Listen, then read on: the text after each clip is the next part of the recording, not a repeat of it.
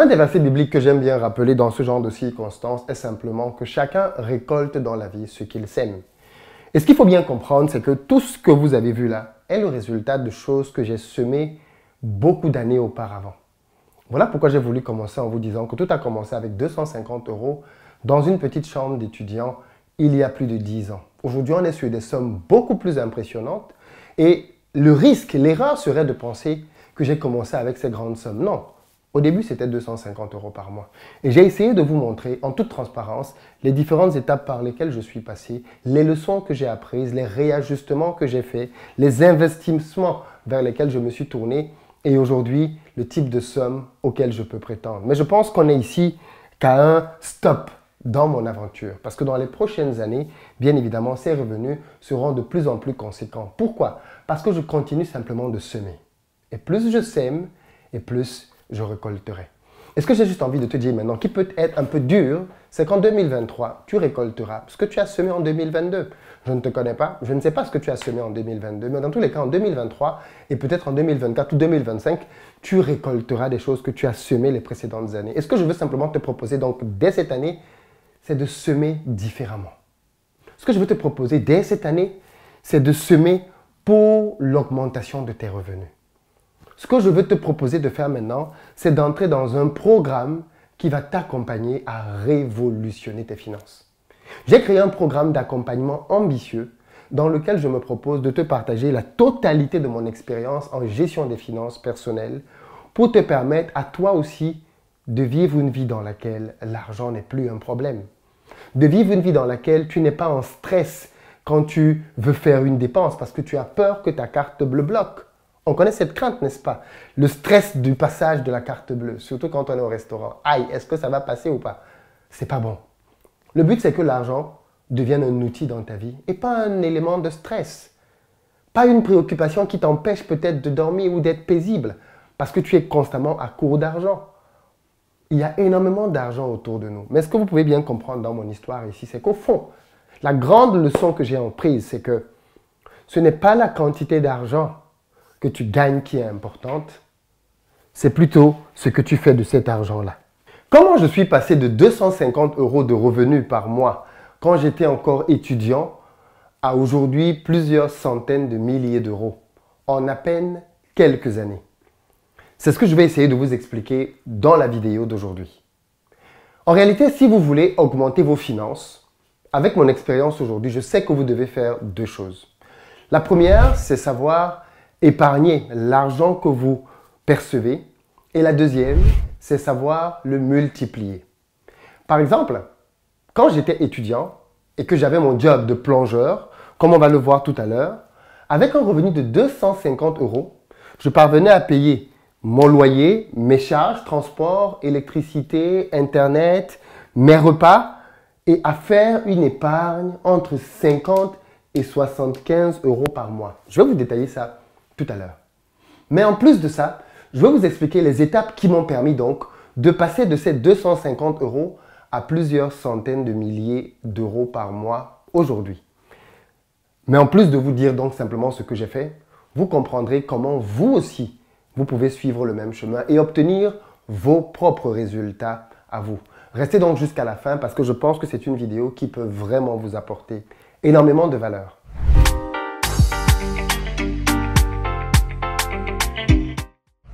Salut à toi, bienvenue sur ma chaîne, moi c'est Philippe Simo et ici je te parle de business, de gestion des finances, de mindset parce que c'est grâce à tout ça qu'on va développer notre communauté.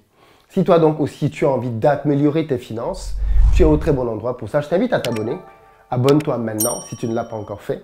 Active la cloche des notifications, c'est la petite cloche, ainsi tu recevras des notifications pour t'informer de la parution de chacune de nos vidéos comme celle-ci qui sont de vraies pépites. Pour tous ceux d'entre vous qui êtes en Côte d'Ivoire ou qui arrivez très prochainement en Côte d'Ivoire, j'ai créé une société de transport et on va parler d'ailleurs de cette société aujourd'hui parce que je vais vous expliquer justement comment j'en suis arrivé à plusieurs centaines de milliers d'euros par mois. Et bien évidemment, nous mettons à votre disposition des véhicules pour vous permettre d'avoir un séjour sécurisé. Pick-up, SUV, berline, bref, en fonction de votre budget, nous avons ce qu'il vous faut. Contactez-nous donc à cet effet. Quand je suis arrivé en France en 2008 pour faire mon cycle d'ingénieur, j'avais la volonté farouche de réussir. Je savais que je venais d'un milieu peu favorisé et que venir en France pour faire un diplôme d'ingénieur était une chance inouïe qui me permettrait de me servir de l'école comme d'un ascenseur social. Et je pense que la majorité de ceux qui sont dans la diaspora, nous sommes venus en Occident avec cette idée que c'était une opportunité, une chance pour nous de non seulement améliorer nos conditions de vie, mais bien évidemment aussi celles de nos familles. Et pourtant, force est de constater, après plus de 10 ans aujourd'hui passés en Europe, que malgré toutes les bonnes intentions que nous avions quand nous arrivions dans ce pays-ci, peu d'entre nous sont vraiment très fiers de ce qu'ils sont devenus au niveau financier. Beaucoup d'entre nous, en réalité, nous ramons. Nous avons un peu de mal. Nous avons parfois des fins de mois difficiles. Ou même quand nous sommes en couple et que nous avons 2 bons salaires, les charges sont de plus en plus nombreuses et on a du mal à y voir clair. Du moins, on ne mène peut-être pas le style de vie que l'on espérait. Il faut être honnête et transparent avec ça. Très peu d'entre nous sommes réellement fiers de leur situation financière. Et même ceux qui s'en sortent un tout petit peu financièrement, bien souvent ne savent pas ce qu'ils doivent faire de cet argent pour le multiplier. Tout ça, on va le voir dans la vidéo d'aujourd'hui. Je vous dis ça dès le début pour que vous compreniez bien que mes résultats financiers ne sont pas simplement le fruit d'une volonté que d'autres n'avaient pas. Non, je pense que nous avions tous la même volonté et peut-être même que d'autres l'avaient plus que moi. Par contre, quand on regarde les résultats aujourd'hui, plus de 10 ans plus tard, qu'est-ce qui s'est passé? Qu'est-ce qui a creusé le fossé? Déjà, je tiens à préciser que quand j'étais étudiant, sachant que je ne pouvais pas vraiment compter sur ma famille au pays, j'ai tout de suite très rapidement commencé à faire des jobs d'étudiant. Mais je pense que nous sommes aussi nombreux à avoir fait ça. Moi, quand j'étais étudiant, j'ai donné des cours de soutien. Quand j'étais étudiant, j'ai travaillé comme vendeur dans des boutiques, parmi lesquelles des boutiques Levi's pour vendre des jeans. Et je pense que cette expérience m'a été utile pour me former comme futur vendeur par la suite. Mais je n'ai pas fait que ça. J'ai aussi notamment été plongeur. Je lavais les assiettes au restaurant universitaire. Et pendant que je faisais donc ce boulot de restaurant universitaire, je touchais 250 €. Je vais vous expliquer donc maintenant comment je dépensais ces 250 € et les leçons que j'ai apprises. En réalité, je vais vous parcourir plusieurs étapes de ma vie en vous disant à chaque fois quelques-unes des leçons que j'ai apprises et qui peuvent vous servir. Allez jusqu'à la fin de la vidéo parce que j'ai une surprise pour vous à la fin. Alors comme je disais, pour moi, c'était très simple. Pourquoi? Quand je touchais mon revenu de 250 €, tout d'abord, j'affectais bien évidemment une partie au loyer. En réalité, mon loyer était lui-même de 250 €. Mais en France, vu que je n'avais pas de revenus, autre que cela, j'étais éligible à la CAF, la Caisse d'allocation familiale, qui est un système qui permet pour les gens qui ont très peu de revenus que l'État prenne une partie de leur loyer. Et donc, à cette époque-là, l'État prenait 125 € de mon loyer et moi, derrière, 125. C'est l'une des raisons pour lesquelles je ne peux pas aujourd'hui cracher sur la solidarité et je pense qu'il faut soi-même contribuer pour d'autres parce que si je parvenais à payer ceci, c'est parce que d'autres personnes qui travaillaient déjà derrière créaient de la richesse permettant que je puisse bénéficier de cette aide. Mais bien évidemment, c'était une aide ponctuelle. Le problème, ce n'est pas quand on a de l'aide. Le problème, c'est quand on a une aide beaucoup trop longtemps ou alors quand on vit en cherchant des aides. Mais ça, c'est un autre sujet. Donc, je payais un loyer de 125 €. À ce loyer-là, je rajoutais du transport et d'autres charges, électricité, ainsi de suite. Au transport, en réalité, je ne payais pas vraiment de transport. Je n'avais plus de carte de bus, mais surtout, je m'étais pris un vélo à l'école d'ingénieur. J'avais pris un vélo sur une année et le loyer mensuel de ce vélo-là me revenait à peu près à 5-6 € par mois, quand on lissait bien évidemment. Donc, toutes mes courses, tous mes déplacements, je les faisais en vélo. J'étais devenu Lance Armstrong dans la ville. Partout où j'allais, j'avais mon vélo. Qu'il pleuve, qu'il neige, qu'il vente, j'avais mon vélo. Parce que bien évidemment, à l'époque, honnêtement, je n'étais pas porté par l'écologie. J'étais porté par l'économie. Et au final, ça bénéficiait à tout le monde. Mais du coup, dans les mêmes 20 €, j'avais mon téléphone, je payais mon petit forfait, j'avais Internet à l'appartement. Et derrière, j'avais les repas. Pour la partie repas, il est à préciser que vu que je travaillais au restaurant universitaire, j'avais donc droit gratuitement à un repas quand je travaillais. Or, je me suis lié d'amitié avec les gens du restaurant universitaire, ce qui faisait que même quand ce n'était pas mon tour de travail, quand j'arrivais au restaurant universitaire, je prenais un plateau et ils me laissaient passer à la caisse. Donc du coup, je me retrouvais à manger le midi et le soir, une fois parce que j'étais de service, une autre parce que c'était des gens avec qui j'avais sympathisé. Et donc, bien évidemment, ceci me permettait de ne pas payer de repas. En revanche, les week-ends, je devais de temps en temps compléter un tout petit peu quelques achats. Et en réalité, au bout d'un certain temps, même ce montant-là, je ne l'utilisais plus parce que je prenais les restes de la nourriture du restaurant universitaire. Il faut savoir qu'au restaurant universitaire, chaque soir, on jette la nourriture. Tout ce qui n'a pas été consommé est jeté. Les pâtes, les saucisses, les yaourts, tout est jeté. Alors peut-être pas tous les yaourts, mais quand les yaourts arrivent à une certaine date, ils sont jetés. Et bien évidemment, moi, à la fin de la journée, je prenais simplement un sac poubelle que j'ouvrais et je devenais la poubelle, entre guillemets. C'est-à-dire tout ce qu'on voulait jeter, je disais non, non, non, non, non, non. Qu'est-ce que vous voulez jeter? Donnez-moi ça. Et donc, bien évidemment, je rentrais chez moi avec ça et je le mangeais le lendemain, le week-end, ainsi de suite. Il y en avait tellement même que je commençais à inviter des gens à venir manger chez moi parce que je ne pouvais pas terminer toute cette nourriture avant qu'elle ne périsse. Ensuite, quand vous prenez donc tous ces calculs, je parvenais quand même à épargner 50 € à 75 €. Parce qu'en fait, j'ai mis autre parce que de temps en temps, je pouvais avoir un aléa, je pouvais avoir un déplacement à faire pour aller voir ma soeur à Paris. Donc, je prenais le train. Mais sinon, l'essentiel du temps, même ces 25 €, je venais les rajouter ici. Voilà donc comment, avec 250 € par mois, je parvenais à épargner entre 50 et 75 € de cet argent-là. Et je vivais très bien. La première leçon, c'est que on peut vivre même avec peu de revenus. Beaucoup d'entre vous aujourd'hui, vous êtes bloqués parce que vous vous dites que l'argent que vous gagnez est trop petit. En réalité, cette expérience de ma vie m'a démontré qu'avec 250 €, si on peut épargner 75 €, c'est bien la preuve qu'on peut vivre même quand on a peu de revenus. En réalité, ce qui nous appauvrit, c'est notre style de vie. Regardez donc comment je vivais à l'époque. Je vous ai écrit ici une journée type quand j'étais étudiant. Je me levais à 6 h du matin à peu près.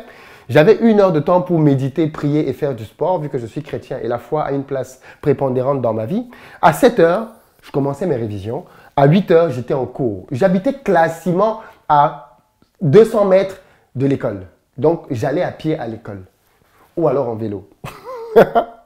Et donc ensuite, j'allais faire mes cours de 8 h à midi. À midi, j'avais une pause déj. Je venais au restaurant universitaire, je mangeais. Et je repartais pour les cours de 13 h à 18 h. 18 h, j'allais jouer au foot. Je revenais vers 19 h. Je repartais manger à la cantine. Et le soir, vers 20 h, j'étudiais jusqu'à ce que je dorme. Pas de télévision, rien du tout.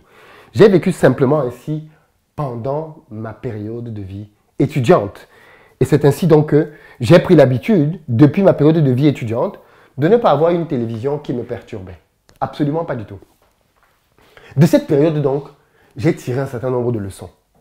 La première, et elle est très importante, c'est que les dépenses découlent de ton style de vie. Quand vous revoyez la manière avec laquelle je vivais, que je viens de vous expliquer, il est évident que de cette manière-là, on n'a pas beaucoup de dépenses, puisque j'avais une vie qui était finalement très simple. Où est-ce que vous voyez les dépenses là?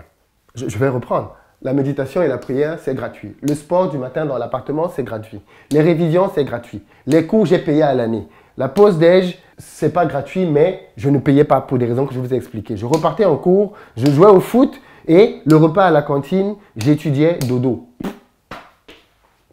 Ça, c'était ma vie d'étudiant. Tous les jours. Et ça ne me posait aucun problème. De temps en temps, je pouvais passer un coup de fil le soir pour discuter avec un pote ou alors aller voir un pote peut-être pour discuter un tout petit peu le soir chez lui. Ensuite, je revenais chez moi pour reprendre de manière globale ma vie qui ressemblait donc à ce que je suis en train de vous montrer là. Donc, première chose, les dépenses découlent de ton style de vie. Si tu analyses ta manière de vivre, tu vas comprendre que c'est elle qui entraîne combien tu dépenses. Par exemple, ici en Île-de-France, beaucoup de gens, dans leur style de vie, quand ils finissent le travail, s'arrêtent pour prendre un apéro. Tous les soirs. Ensuite, ils vont au resto. J'ai eu des camarades français qui vivaient à Paris, dont c'était le style de vie. À l'époque, je touchais 3 200 €. J'avais un collègue qui touchait aussi 3 200 €. On va arriver à ça plus tard. Mais à la fin du mois, il dépensait tout son argent, jusqu'au dernier centime. Pourquoi? À cause de son style de vie. Tous les week-ends, il allait faire une via ferrata, il allait en montagne. Tout le temps, il était en train de faire une activité. Alors bien évidemment, on va dire qu'il profitait à fond. Mais sa trésorerie saignait à fond. C'est un choix qu'il avait fait. Dans tous les cas, ce que j'ai compris ici, c'est que c'est ton style de vie qui va entraîner tes dépenses. Ensuite, la deuxième chose que j'ai comprise, c'est qu'il faut planifier tes projets et mettre de l'argent de côté pour tes projets. Il faut avoir des projets dans la vie. Quand j'étais étudiant, j'avais un projet à moyen terme qui était d'aller faire un semestre d'échange. Je ne voulais pas rester en France tout le temps de mes études parce que mon école d'ingénieur avait des partenariats avec des écoles un peu partout dans le monde, aux États-Unis, au Canada, en Chine, en Corée. Et moi, j'avais décidé d'aller au Brésil. Et il me fallait de l'argent pour ça. Mais je ne pouvais pas compter sur mes parents. Donc, j'ai décidé à partir de là de mettre de côté tout ce que je pouvais dans le but de réaliser ce projet-là. Et donc, voilà comment est-ce que j'ai trouvé un stage qui m'a permis de pouvoir gagner à l'époque par mois 1200 € pendant 8 mois. Et donc, quand j'ai fini mes 2 semestres à l'école, je suis allé en stage. Et de ce stage-là, j'avais un trésor de guerre de plus de 6 000 € quand je cumulais l'épargne que j'avais de ma période de vie étudiante, plus celle que j'avais cumulée pendant le stage, me permettant d'aller au Brésil en aller-retour et de vivre là-bas un semestre sans aucun souci. Donc, quand vous avez des projets qui vous portent et qui vous tiennent à cœur, ces projets deviennent les moteurs pour lesquels vous allez pouvoir faire des épargnes et faire des sacrifices. Et puis, bien évidemment, certains pourront me dire que ma vie était austère. Absolument pas du tout. J'avais juste compris un proverbe biblique qui dit qu'il y a un temps pour tout sous le soleil. Il y a un temps pour s'amuser, un temps pour jouer, un temps pour rire, un temps pour pleurer, un temps pour se reposer, un temps pour draguer, un temps pour tout. Et pendant la période de ma vie où j'étais en études, c'était un temps pour étudier. Et donc, de cette période-là, je me suis focalisé dans mes études. Et je pense que l'un des problèmes que beaucoup d'entre nous avons, de nos jours notamment, c'est la difficulté à rester focus dans une chose quand c'est sa période. Nous sommes beaucoup trop sollicités et donc nous avons tendance à nous éparpiller. Pendant que je fais mes études, je suis en même temps en train de gérer 2-3 petites. Pendant que je gère 2-3 petites, je suis encore la personne qui est en train de régler les problèmes de la famille. Pendant que je suis en train de régler les problèmes de la famille, je suis encore la personne qui est en train de régler les jobs. C'est-à-dire, je suis éparpillé, je suis dispersé. Et au final, je ne fais rien bien. Parce que toute mon énergie n'est jamais focalisée à faire une seule chose au bon moment. Dans tous les cas, quand je suis arrivé au Brésil, et c'est ce que je veux donc maintenant vous raconter ici, quand je suis arrivé au Brésil, je suis parti grâce à mon école. Je suis allé dans l'état du Paraná, à Curitiba plus précisément. Et à Curitiba, Curitiba c'est la ville la plus occidentalisée du Brésil. Je suis arrivé là-bas et qui dit ville la plus occidentalisée dit que c'est l'une des villes les plus chères du Brésil. En venant de France, bien évidemment avec d'autres étudiants internationaux, on nous avait logés dans un immeuble parce que quand tu vas là-bas, on te trouve une résidence dans laquelle tu vas habiter. Donc j'habitais dans une chambre, dans un immeuble en plein centre-ville, en colocation avec 3 personnes. Je crois que j'avais une Italienne, un Espagnol, bref, j'avais des colocataires dans ma résidence que je ne connaissais absolument pas du tout. Et donc tout ce qui nous restait comme langue de communication, c'était l'anglais. J'ai vécu là dans cette chambre-là pendant 1 mois. Quand je suis arrivé à l'école, j'ai commencé à discuter avec des camarades. Et quand j'ai parlé de mon loyer, parce que moi, je parle rapidement des finances avec les gens. Quand j'ai parlé de mon loyer, un de mes camarades était choqué. Il m'a dit, mais c'est trop cher. À l'époque, je payais 200 € de loyer par mois dans une colocation au Brésil. Quand il m'a dit combien il payait dans sa propre colocation, j'ai déménagé très rapidement. Je suis allé voir le propriétaire, j'ai dit que non, je veux partir, ainsi de suite. Il m'a laissé partir, tant bien que mal. Je suis parti dans cette petite chambre dans laquelle lui, il habitait. Il habitait dans une petite résidence dans laquelle il y avait 12 chambres et 12 hommes. Seule la propriétaire de la résidence était une femme. Elle avait des règles très strictes. Pas de visite féminine, même pas de visite masculine. Du coup, on n'est que là pour travailler. Mais les 11 autres, les 10 autres, parce qu'il y avait mon camarade de classe et moi qui étions étudiants, les 10 autres étaient des travailleurs. C'était tous des Brésiliens qui venaient d'un peu partout du Brésil pour venir travailler et qui logeaient là, dans un logement à petit budget. Donc du coup, je payais 50 €. Vous imaginez, je suis parti de 200 à 50 parce que pour moi, je voulais mettre de côté encore davantage d'argent, ne sachant pas forcément ce qui allait m'arriver par la suite. Par contre, dans cette résidence-là, j'ai vraiment fait une immersion dans la culture brésilienne. Parce que quand j'étais de l'autre côté, je passais mon temps à parler anglais avec d'autres personnes. Quand je suis arrivé dans cette résidence-là, comme c'était uniquement des Brésiliens qui ne parlaient que le portugais du Brésil, là, j'ai vraiment appris à parler le portugais. Parce que je n'avais pas le choix. Personne n'entendait l'anglais ni le français dans la maison. Donc, tout ce que je devais dire devait être en portugais du Brésil. Et voilà comment j'ai donc vraiment appris à parler. Je me suis lié d'amitié à plusieurs d'entre eux. D'ailleurs, jusqu'aujourd'hui, pour certains d'entre eux, on se follow toujours sur Facebook. Et voilà comment est-ce qu'ils m'ont appris la culture brésilienne, comment ça se passe au nord du Brésil, au centre du Brésil. J'ai compris beaucoup mieux ce pays pendant la période où je vivais là. Et donc, pendant cette période de vie là, bien évidemment, dans ma vie d'étudiant, je vivais comme un étudiant brésilien et pas comme un étudiant international. Ça n'a rien à voir. Les étudiants internationaux, généralement, à midi, vont manger dans des restaurants. Les étudiants brésiliens vont manger à la cantine. Arroz feijão. Tous les midis, je mangeais riz haricot. C'est le plat national au Brésil. C'est ce qu'on donnait à la cantine. Donc, je mangeais là-bas tous les midis comme un étudiant brésilien. De toute façon, ce qui est bien avec le Brésil, c'est que tout le monde peut être brésilien. On ne peut pas voir à ton apparence que tu n'es pas brésilien parce que c'est un pays tellement mixte que tout le monde peut être brésilien. Et donc, j'allais manger à la cantine sans aucune discrimination. Je me suis vraiment mêlé à la foule. Et j'ai donc vraiment bénéficié à fond de mon expérience brésilienne. En parallèle, bien évidemment, de mes études. Ce que j'ai tiré comme leçon aussi, c'est que même quand on a mal commencé, comme ça pouvait être le cas pour moi, on peut se rattraper. On peut rectifier le tir. Et c'est peut-être ce qui va t'arriver maintenant. Parce que au moment où tu es en train de voir cette vidéo, tu as certainement déjà pris de mauvaises habitudes. Peut-être que tu payes un loyer trop cher. Peut-être que c'est plutôt ton transport qui coûte trop cher. Peut-être que la voiture que tu as prise, ce n'est pas celle qu'il te fallait. En tout cas, tu es aujourd'hui englué dans de mauvaises habitudes financières. Peut-être que tu as peut-être pris un crédit consommation qu'il ne fallait pas prendre. Bref, tu subis aujourd'hui les conséquences de tes mauvais choix financiers. Du moins, tes mauvais choix de lifestyle qui se répercutent sur tes finances. Je l'ai fait. J'ai accepté de quitter l'immeuble hollywoodien en plein centre-ville pour une petite bicoque pendant un temps. Parce que c'était le temps de l'épargne. Et je pense que si tu as envie, toi aussi, d'avoir des changements dans ta vie, si tu as envie d'avoir des résultats, il faut que tu acceptes de changer. Le problème de certaines personnes, c'est que vous souhaitez des résultats, mais vous n'êtes pas prêt à payer le prix que ces résultats demandent. Si tu veux vraiment obtenir des résultats différents dans ta vie, il faut que tu sois prêt, toi aussi, à payer un prix différent. En tout cas, c'est ce que j'ai appris ici, c'est qu'on peut toujours rectifier le tir. Toujours, toujours. C'est donc comme ça que j'ai terminé mon séjour au Brésil. Et quand j'ai terminé donc mon séjour au Brésil, je suis revenu en France pour mon stage de fin d'études. Mais quand je suis revenu en France, j'ai habité dans une toute petite résidence étudiante dans laquelle je payais 320 €. En réalité, dans cette résidence-là, j'y vivais déjà avant d'aller au Brésil. Parce que le premier stage de 1 200 € dont je t'ai parlé tout à l'heure, je l'ai fait en venant habiter dans cette résidence à Villeneuve-Saint-Georges.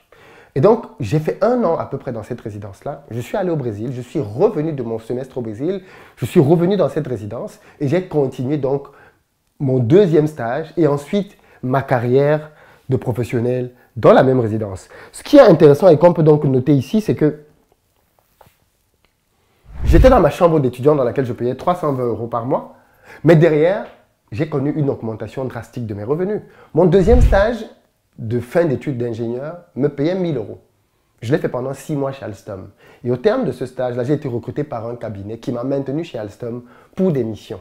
Donc, je suis passé du même stage, là où je touchais 1 000 € à un revenu de cadre débutant de 2 000 €. Les prochaines années, j'ai augmenté drastiquement mon salaire en négociant farouchement à chaque fois que c'était possible mes augmentations. Donc, je me suis retrouvé à pratiquement 3 700 € en habitant toujours dans la même résidence étudiante.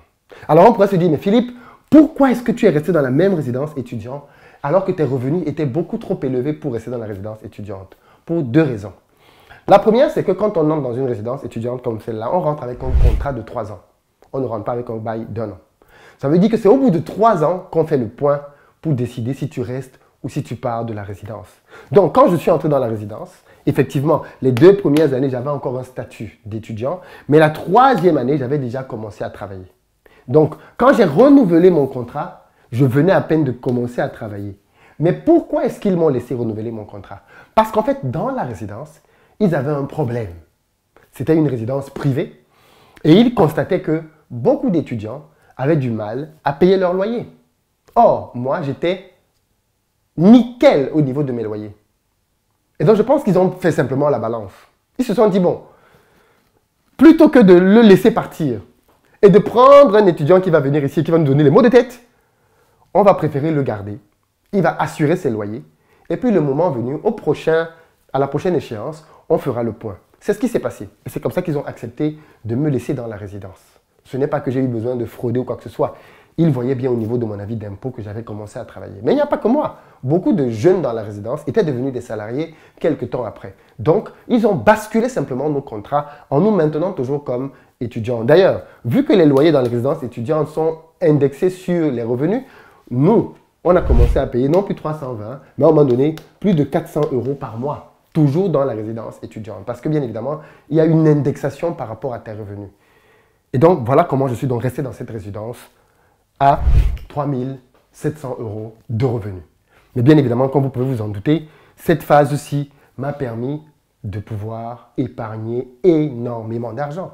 Énormément d'argent. Pourquoi? Parce que j'avais simplement respecté un conseil de vie que mon père m'avait donné. Il m'avait dit, Philippe, garde ton style de vie étudiant. Et en respectant ce simple conseil et en gardant mon style de vie étudiant, j'ai donc pu mettre de côté beaucoup d'argent. Un trésor de guerre qui va m'être très utile par la suite. Parce que comme vous allez le voir par la suite, j'ai donc commencé la phase de multiplication. Ce que vous venez de voir jusque-là, c'était la phase d'épargne. J'avais appris à épargner. J'avais appris les principes de l'épargne. J'avais appris l'intérêt pour un homme, une femme de mettre de côté de l'argent. De telle sorte que quand tu as un coup dur dans la vie, tu peux y faire face. De telle sorte que quand tu as des projets dans la vie, tu peux y faire face. Parce que fondamentalement, c'est à ça que l'épargne va servir. T'aider à te préparer pour les coups durs, t'aider à te préparer pour pouvoir réaliser tes projets. Je l'avais compris pendant ma phase de vie étudiante. Et donc maintenant, j'étais prêt à passer à l'étape supérieure qui est celle de l'épargne. Voilà pourquoi j'ai créé un programme de formation pour t'aider toi aussi à te lancer dans la même aventure.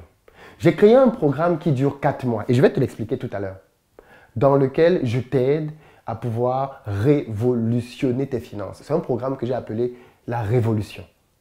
Dans ce programme, et je vais te l'expliquer tout à l'heure, tu vas apprendre l'essentiel de ce que je sais, moi aujourd'hui, pour pouvoir maîtriser ses finances. Que tu sois quelqu'un qui ait des dettes, quelqu'un qui a du mal à pouvoir épargner ou même quelqu'un qui a déjà de l'épargne, cette formation, elle est pour toi. Parce qu'elle va t'expliquer comment redresser tes finances et surtout derrière, comment investir. Et je vais te dire les meilleurs investissements que tu peux faire aujourd'hui pour t'en tirer financièrement. Alors, suite donc à cette phase-là d'études, j'ai commencé donc à me lancer dans les investissements, mais aussi dans les pertes, parce que bien évidemment, qui dit investissement dit perte. J'ai commencé bien évidemment avec de l'immobilier en France, parce que ma situation de cadre célibataire me permettait d'investir dans l'immobilier très facilement. Mais je ne me suis pas lancé dans n'importe quel type d'immobilier. J'ai fait les immeubles de rapport. C'est-à-dire que moi, j'achète des immeubles et je les reloue derrière en appartement. C'est un business juste trop bien. À Paris, c'est difficile d'avoir plus de 2-3% de rentabilité. Quand les gens ont 4 ou 5, ils sont très contents. Quand tu fais un immeuble de rapport, tu peux te retrouver à plus de 10, 15, 20% de rentabilité. Et voilà pourquoi je me suis donc lancé dans les immeubles de rapport. Il y a une méthode, bien évidemment, pour pouvoir se lancer là-dedans, que j'ai pu moi-même ajuster, mais je me suis lancé dans les immeubles de rapport. Première chose. Ensuite, avec les immeubles de rapport, bien évidemment, j'ai augmenté mes loyers et donc mes revenus mensuels. Ensuite, je me suis donc maintenant lancé en Afrique parce que je savais bien évidemment que c'est là-bas qu'il y avait beaucoup d'argent à se faire. Mais je ne me suis pas lancé en Afrique n'importe comment. J'ai commencé par le foncier, c'est-à-dire les terrains. J'ai commencé à acheter des terrains et à les revendre. J'ai connu quelques déboires qui m'ont permis de bien comprendre comment ce système fonctionne. En parallèle donc de l'achat des terrains, je suis tombé un jour sur un terrain agricole et voilà comment mon aventure agricole a commencé. Avec là aussi énormément de pertes au début, du piment, du maïs, des graines de courge, du pistache, bref, pas que des réussites. Ensuite de l'élevage de poulets. Et aujourd'hui, vous le savez, on a une exploitation d'une vingtaine d'hectares dans laquelle on fait du poulet, du poisson, du porc, des lapins, mais aussi du bananier plantain, des ananas et très prochainement des arbres fruitiers. L'aventure a pris naissance à ce moment-là et aujourd'hui, elle ne cesse de grandir. D'ailleurs, à partir de ce restaurant, de ce business-là, j'ai créé un fast-food dans lequel aujourd'hui, j'écoule les produits de la ferme. Mais ça ne suffit pas. On a commencé à transformer les produits de notre ferme en créant des jus d'ananas sortis de notre ferme. Et bien évidemment, aujourd'hui, on est en train d'aller à l'étape d'après, qui est la transformation industrielle des produits sortis de la ferme. Mais ça, je vous en parlerai dans les prochains mois. Parce que, comme je vous l'ai dit, cette année 2023, c'est l'année de la révolution. Et donc, on va entrer dans l'industrie alimentaire. Mais comme j'ai dit, parenthèse, je vous en parlerai plus tard. En parallèle de tout ceci, je me suis lancé sur Amazon parce que j'ai découvert qu'Amazon, c'était un endroit où on pouvait gagner beaucoup d'argent sur Internet. Et donc, je me suis lancé sur Amazon pour devenir vendeur. J'ai créé Investir au pays. J'ai commencé à faire des formations comme le programme que je viens de créer pour partager mon expérience à une majorité de personnes. Et j'avoue que ceci a connu énormément de succès parce qu'aujourd'hui, on a déjà formé plus de 5000 personnes. C'est juste époustouflant. Et d'ailleurs, cette idée de former des gens a pris de telles proportions qu'aujourd'hui, on organise des événements géants. D'ailleurs, si tu ne le sais pas encore, notre prochaine formation à Paris se tiendra du 30 septembre au 1er octobre. Et ça va juste être énorme. Parce que pendant ces 2 jours-là, on va parler de Back to Africa. Comment réussir son retour en Afrique. Et on va venir vous montrer ce qu'on fait en Afrique. On va inviter des gouvernements, des industriels. Bref, c'est le programme que tu dois absolument réserver dans ton agenda. On n'a pas encore ouvert les portes pour la vente de billets, mais ça va se faire dans les très prochains jours. Donc, prépare déjà ton week-end du fin septembre pour être avec nous. Et très récemment, j'ai lancé un dernier bébé à Abidjan avec la location de voiture dont je vous ai parlé en début. avec pour but, bien évidemment, là aussi, d'aller chercher d'autres sources de revenus et aller vers d'autres horizons. Est-ce que vous allez donc découvrir transformation agricole, j'en ai parlé, du Airbnb. Je vais vous présenter très prochainement des appartements à Airbnb parce que là aussi, c'est un business qu'on a commencé à faire en Afrique. Et surtout, mes premières opérations de promotion immobilière. Ça me tient vraiment à cœur. Aujourd'hui, on fait de la promotion immobilière, c'est-à-dire qu'on achète des terrains, on construit des maisons ou des appartements et on les revend. Et très prochainement, je vais vous présenter nos premières opérations de promotion immobilière. Vous voyez donc que tout ceci a été possible grâce à ce que j'ai appris quand j'étais encore étudiant dans ma petite chambre et que je gagnais 250 euros. Je viens donc à présent de te montrer l'essentiel de mon parcours financier sur plus de 10 ans. Et tu peux donc constater une chose. Les revenus que j'ai aujourd'hui ne sont pas le fruit du hasard, mais plutôt le fruit d'une récolte. L'un de mes versets bibliques préférés quand il s'agit de parler de finances est celui qui dit que chacun récoltera dans la vie ce qu'il aura semé. Il est ici question de dire simplement que cette année 2023, il n'y aura pas de miracle. Tu récolteras ce que tu auras semé les années d'avant. Cette année 2023, je récolterai les fruits de ce que j'ai semé avant.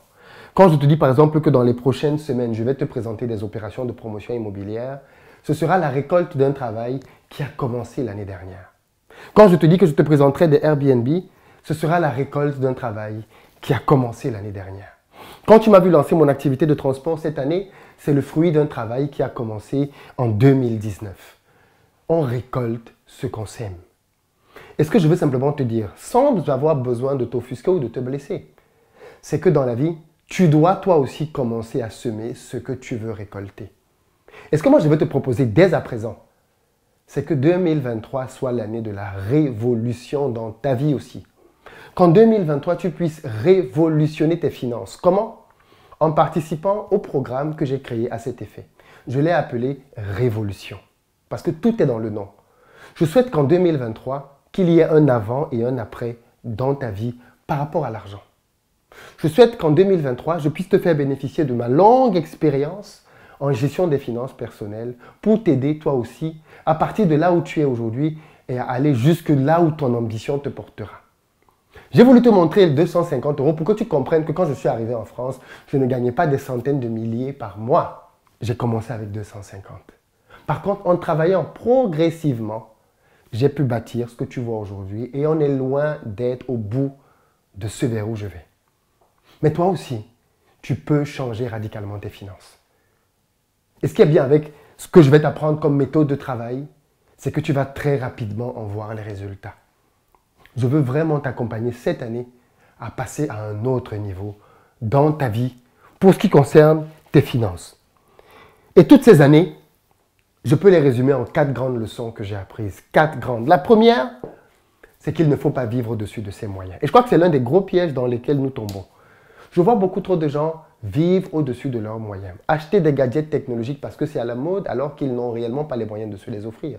Je vois des gens prendre des crédits ou alors prendre des paiements en plusieurs fois parce qu'ils n'ont pas la capacité financière de s'acheter ces choses. Mais quand tu payes des gens en plusieurs fois, c'est peut-être le signe que ce que tu veux acheter est au-dessus de tes moyens. Je vois beaucoup de gens vivre dans des maisons, vivre dans des quartiers au-dessus de leurs moyens. Aller manger dans des restaurants à des fréquences soutenues alors qu'ils n'en ont simplement pas les moyens. En réalité, je vois beaucoup d'entre nous nous mettre à mal par notre manière de vivre. Nous mettons une pression énorme sur nos finances. Certains se disent la vie est courte et il faut en profiter. C'est vrai. Mais souvenez-vous de la cigale et de la fourmi. Parce que quand tu vas finir de danser et de chanter et que tu reviendras par la suite, tes copains seront allés beaucoup plus loin. Et tu n'auras plus que tes larmes pour pleurer partout.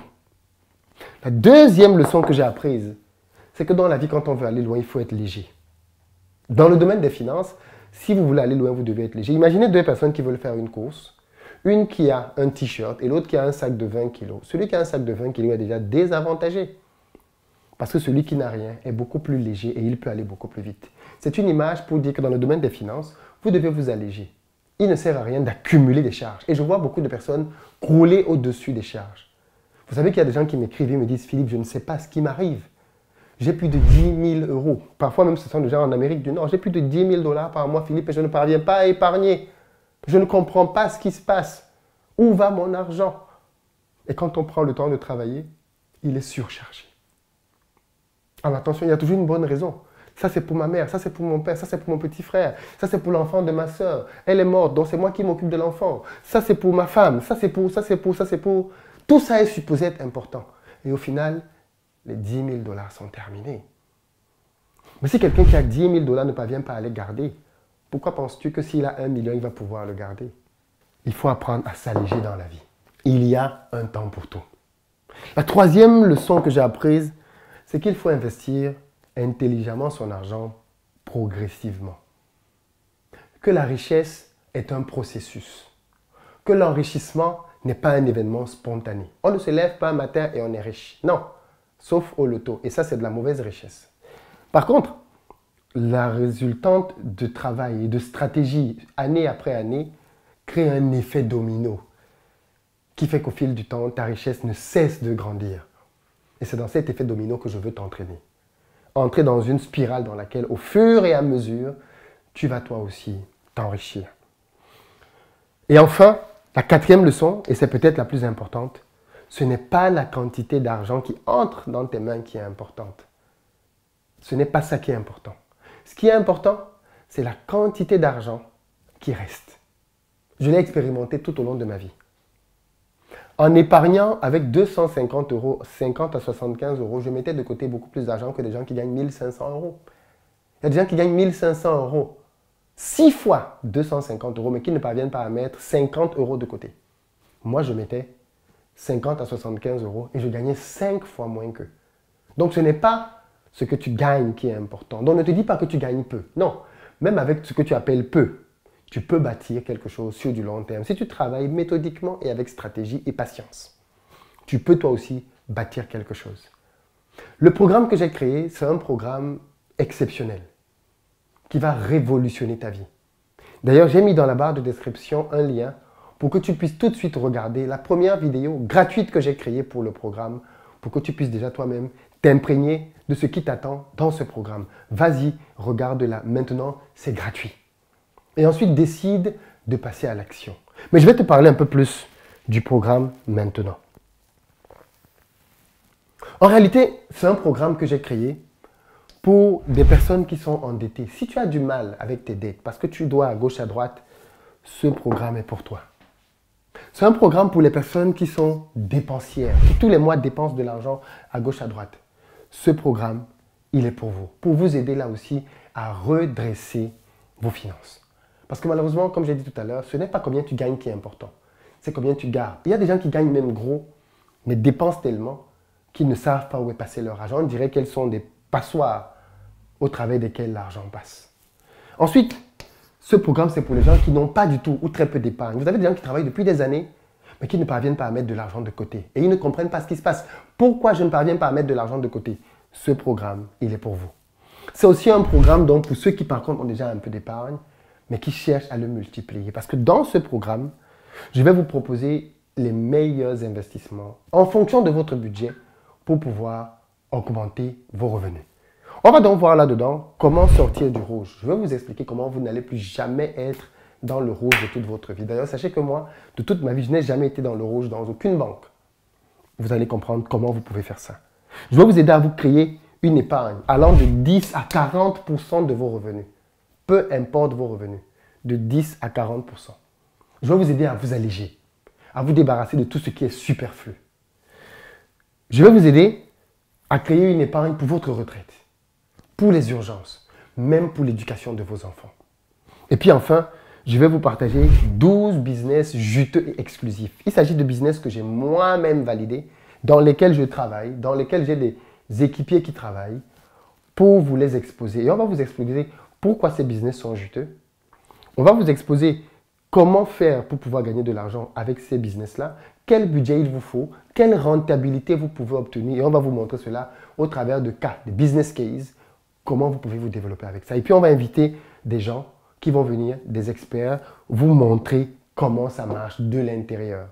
C'est donc un programme qui se veut révolutionnaire. L'objectif est clair, qu'il y ait dans votre vie un avant et un après. Mais pour vous inciter à prendre ce programme rapidement, j'ai décidé de vous faire une offre. une offre irrésistible. En réalité, c'est un programme qui, en offre de base, coûte 1200 et en VIP coûte 2400. En offre de base, vous avez l'essentiel du programme. En VIP, vous avez le programme, mais en plus du programme, vous avez la priorité sur les investissements et vous avez un accompagnement beaucoup plus long. Les gens qui sont en offre de base sont accompagnés pendant 3 mois de manière collective. Les gens qui sont en VIP sont accompagnés pendant 6 mois avec un coach dédié. Vous avez un coach dédié qui vous accompagne. Et derrière, quand vous voulez investir dans des projets, vous êtes prioritaire. C'est ça, l'offre VIP. Donc, plutôt que de prendre ces deux offres, l'une à 1200 et l'autre à 2400, je vous propose, pour ceux d'entre vous qui vont se prononcer dans les prochaines 48 heures, un tarif réduit. Celle-ci de 1200 €, vous pourrez l'obtenir à 790 €. Et celle-là de 2400, vous pourrez l'obtenir à 1490 €. Il y a énormément de travail derrière et d'accompagnement. On a une batterie de coachs qui vont être à votre disposition pour vous permettre d'atteindre et de dépasser vos objectifs. Ces tarifs sont donc réellement donnés par rapport à tout ce qu'il y a comme tarif derrière. Je sais que pour certains, vous pouvez vous dire, oui, c'est peut-être un peu d'argent, mais bien évidemment, c'est aussi beaucoup de travail derrière. On a beaucoup de staff qui vont devoir vous accompagner et il faut bien évidemment rémunérer toutes ces personnes. Il y a beaucoup de travail dans ce programme parce qu'on ne révolutionne pas une vie en un claquement de doigts. C'est un vrai travail de fond que l'on va faire avec vous. Je vous invite donc à nous rejoindre dans ce programme pour changer vos finances. Pour ceux d'entre vous qui n'êtes pas en Europe et qui voulaient prendre ce programme-là, je vous mets un numéro WhatsApp auquel vous pouvez nous joindre pour qu'on puisse voir dans quelle modalité vous pouvez effectuer votre paiement et rejoindre le programme. C'est maintenant qu'il faut le prendre. Vous n'avez que 48 heures. Mais au terme de ces 48 heures, vous aurez pris un engagement qui, j'en suis sûr, va changer votre vie à jamais. Revenez donc dans ce programme et ensemble, révolutionnons vos finances. Je vous attends dans le programme. Allez dans la barre de description. Il y a déjà un lien qui vous permet de regarder une première vidéo gratuite du programme et ensuite de décider. Retrouvons-nous tout de suite pour aller plus loin. Et puis bien évidemment, pour tous ceux d'entre vous qui vont décider de nous rejoindre dans le programme et même ceux qui ne vont pas accepter de nous rejoindre dans le programme, j'ai préparé pour vous un quiz qui va vous permettre de savoir déjà quel est votre profil financier. En réalité, il y a 4 profils financiers qui existent, mais je ne vous en dis pas plus. Allez dans la barre de description, faites le test, faites le quiz et vous allez découvrir quel est votre profil financier. Rendez-vous donc tout de suite pour prendre le quiz, pour regarder la vidéo gratuite et pour les plus ambitieux, pour aller plus loin et rejoindre le programme. À très bientôt.